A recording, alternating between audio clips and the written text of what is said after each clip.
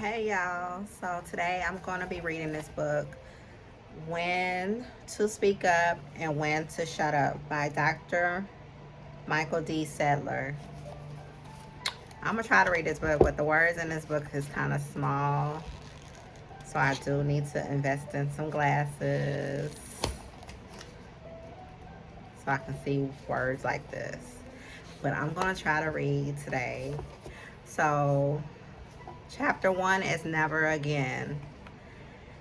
I was mute with silence. I held my peace even from good, and my sorrow was stirred up. Psalms 39:2.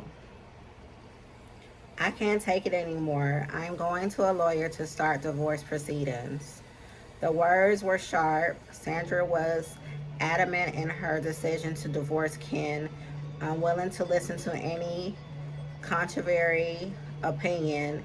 It appeared that a 30-year marriage would end in brokenness and hurt. I was fresh out of graduate school with my Master of Social Work degree. While I was working full time in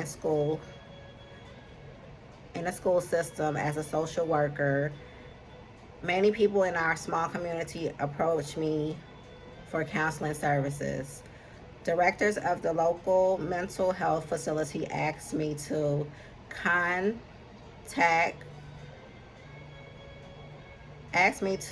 contact with them to help no contract with them to help with their unmanageable caseload. In addition, several local pastors called upon me to meet with some of their members who needed counseling. It was through one of these church contacts that I began counseling Sandra regarding her struggling marriage. Sandra was an intelligent, energetic individual who worked in a local bank, and her husband Ken was a hardworking electrician. They had two children. Their oldest son was married, and the daughter was a senior in high school.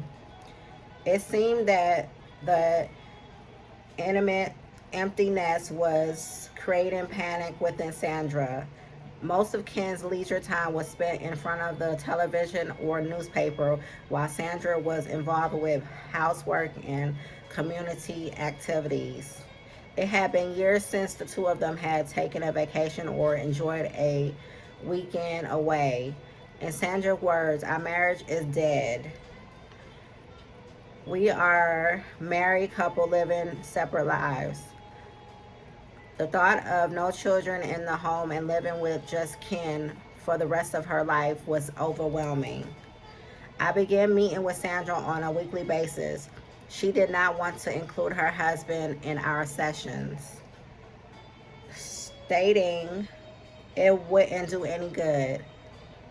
I attempted to guide her toward some sort of plan to focus and would bring freshness to the marriage. While her words were usually positive, her actions revealed a deeper truth. She was tired, hurt, discouraged, and angry. Due to tense emotions, Sandra was unwilling to allow for the possibility of change.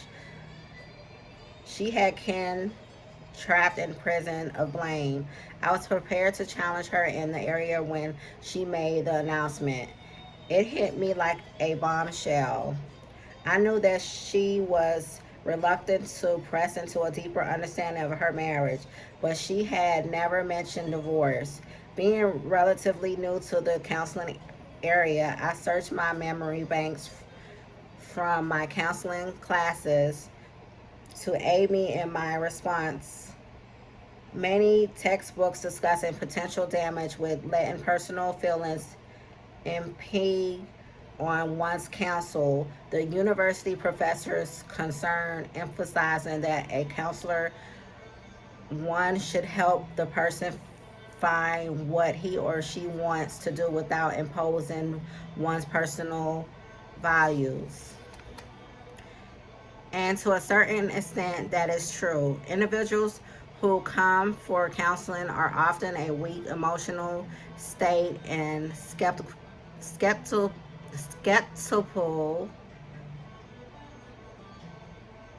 to damage by those who would want to dominate them. But on the other hand, anyone who seeks help from a Christian counselor must expect the counselor to express any personal observations that support sound biblical teaching in that regard. The situation through The situation, though, in a professional setting was not unlike any other situation or which we have to decide whether or not to speak our minds. Still on the other, no, still on more than one occasion, the professors at the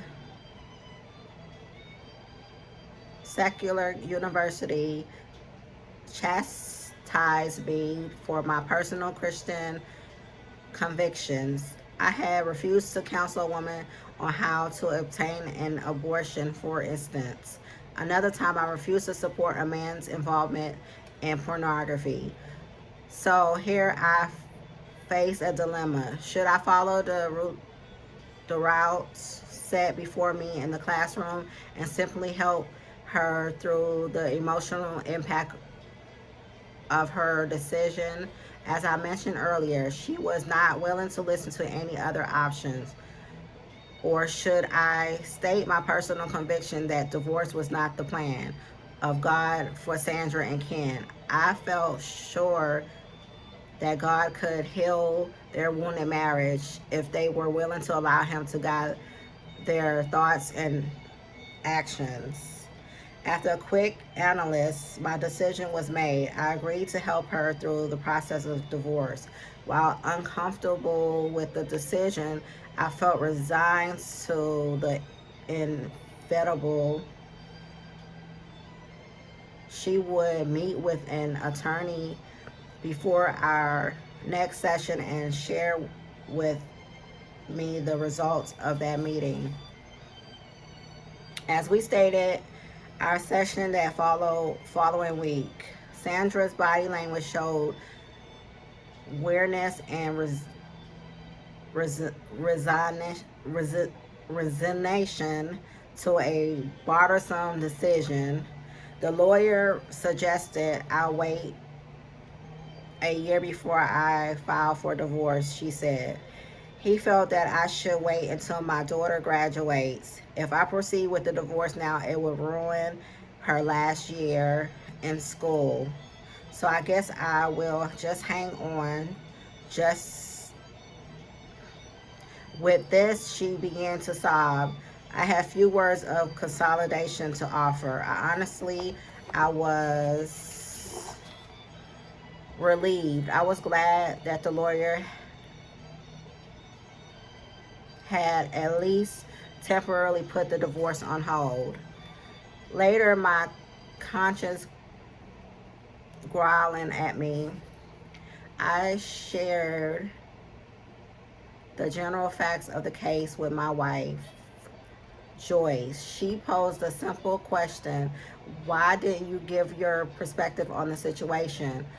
All my education, all my so-called wisdom was depleted. I realized that my voice had been non-existent. What had prevented me from speaking out? I cared about Sandra and Ken, yet I had accepted Sandra's insistence and agreed to help her with her decision. Perhaps professionally that was the correct course, but as a Christian counselor, I was stunned that I had been willing to allow them to walk a road of pain and suffering without helping her set a different perspective. The weight of my silence